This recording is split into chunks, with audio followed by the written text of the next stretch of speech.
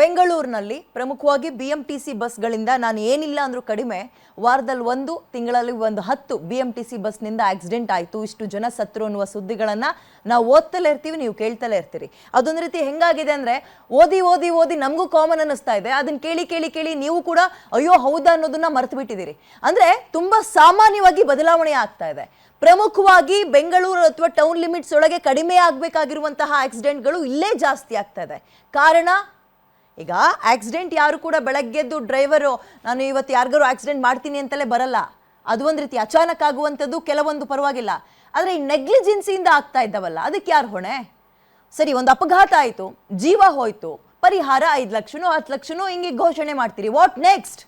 ಯಾಕೆ ಹಾಗಾಗ್ತಾ ಇದೆ? ಕಡಿಮೆ ಮಾಡಬೇಕಾದ್ರೆ ನಾವು ತಗೊಳ್ಬೇಕಾಗಿರುವ ಕ್ರಮಗಳು ಏನು ಅನ್ನುವಂಥದ್ದನ್ನ ಡಿಪಾರ್ಟ್ಮೆಂಟ್ ಅವರು ತಗೊಳ್ಳಕ್ಕೆ ಹೋಗ್ತಾ ಇಲ್ಲ, ಯೋಚನೆನೇ ಮಾಡ್ತಾ ಇಲ್ಲ.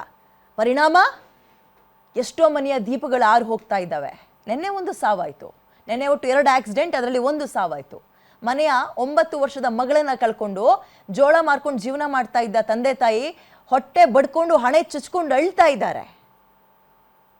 ಮತ್ತೊಂದು ಕಡೆ ಗಂಡನನ್ನ ಕಳ್ಕೊಂಡು ಹೆಂಡತಿ ಮಗುವನ್ನ ಸ್ಕೂಲಿಗೆ ಕರ್ಕೊಂಡು ಹೋಗ್ತಾ ಇರ್ತಾರೆ. ತಾಯಿ ಹಿಂದೆ ಬಂದು ಬಸ್ ಡಿಕ್ಕಿ ಹೊಡೆಯುತ್ತೆ, ಗಾಡಿಯ ಹಿಂದೆ ಕೂತಿದ್ದಂತಹ ಮಗು ಒಂದ್ ರೀತಿ ನಿಂಬೆಹಣ್ಣು ಗಾಡಿಗೆ ಸಿಗಾಕೊಳ್ಳುತ್ತಲ್ಲ, ಹಂಗೆ ಸಿಗಾಕೊಂಡು ಚಚ್ಚಿ ಅಪ್ಪಚ್ಚಿಯಾಗಿ ಸಾವನ್ನಪ್ಪುತ್ತೆ. ಆ ಮನೆಯವ್ರಿಗಾಗುವಂತಹ ನೋವು ಮಕ್ಕಳನ್ನ ಕಳ್ಕೊಂಡಾಗ ಅಥವಾ ಮನೆಯ ಮಂದಿಯನ್ನ ಕಳ್ಕೊಂಡಾದಾಗ ನಾವು ಹೇಳಿದ್ವಲ್ಲ, ಈ ಸುದ್ದಿಗಳು ಹೆಂಗಾಗ್ಬಿಟ್ಟಿದೆ ಅಂದರೆ ಓದಿ ಓದಿ ಓದಿ ನಮಗೆ ಮತ್ತು ಕೇಳಿ ನಿಮಗೆ ಸಾಮಾನ್ಯ ಅನ್ನಿಸ್ಬಿಡ್ತಾ ಇದೆ. ಹಾಗಾದ್ರೆ ಇಲ್ಲಿ ಜವಾಬ್ದಾರಿನ ತಗೊಳ್ಬೇಕಾಗಿರೋರು ಯಾರು? ಹೋಗಿ ಬಂದು ಬಿಎಂಟಿಸಿ ಬಸ್ಗಳಿಂದಲೇ ಯಾಕೆ ಈ ರೀತಿಯಾಗಿ ಆಗ್ತಾ ಇದೆ? ಇದ್ರ ಬಗ್ಗೆ ಚರ್ಚೆಯನ್ನು ಮಾಡ್ತಾ ಹೋಗೋಣ. ಇದೇ ಹೊತ್ತಿನ ವಿಶೇಷ ಯಮದೂತರು. ನಾನು ವಿದ್ಯಾ ಮಲ್ನಾಡ್.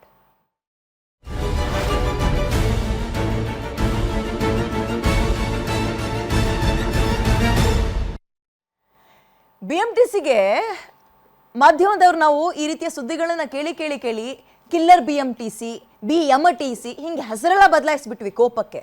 ಬಟ್ ಏನು ಬದಲಾವಣೆ ಆಗಲಿಲ್ಲ. ಅದು ತನ್ನ ಪ್ರವೃತ್ತಿನ ಮುಂದುವರಿಸ್ಕೊಂಡೇ ಹೋಗ್ತಾ ಇದೆ. ಯಾರದ್ದು ತಪ್ಪು ಹಾಗಾದ್ರೆ? ಎಲ್ಲಿಂದ ತಪ್ಪಾಗ್ತಾ ಇದೆ? ವಾರಕ್ಕೆ 1-2 ಸಾವುಗಳು ಬಿಎಂಟಿಸಿ ಬಸ್ಸಿಂದ ಪದೇ ಯಾಕೆ ಆಗ್ತಾ ಇದೆ? ಉತ್ತರ ಮಾತ್ರ ಯಾರು ಕೊಡ್ತಾ ಇಲ್ಲ. ಬೆಂಗಳೂರಿನಲ್ಲಿ ಪದೇ ಬಿಎಂಟಿಸಿ ಅನ್ನುವಂಥದ್ದು ಕಿಲ್ಲರ್ ಆಗಿ ಬದಲಾಗ್ತಾ ಇದೆ. ಅಂದ್ರೆ ನೋಡಿ, ಜನರ ಸೇವೆಗಿರ್ಬೇಕಾಗಿರೋದು ಜನರ ಸಾವಿಗೆ ಕಾರಣ ಆಗ್ತಾ ಇದೆ. ಇದನ್ನ ಸೂಕ್ಷ್ಮವಾಗಿ ಗಮನಿಸ್ಬೇಕು ನಾವು.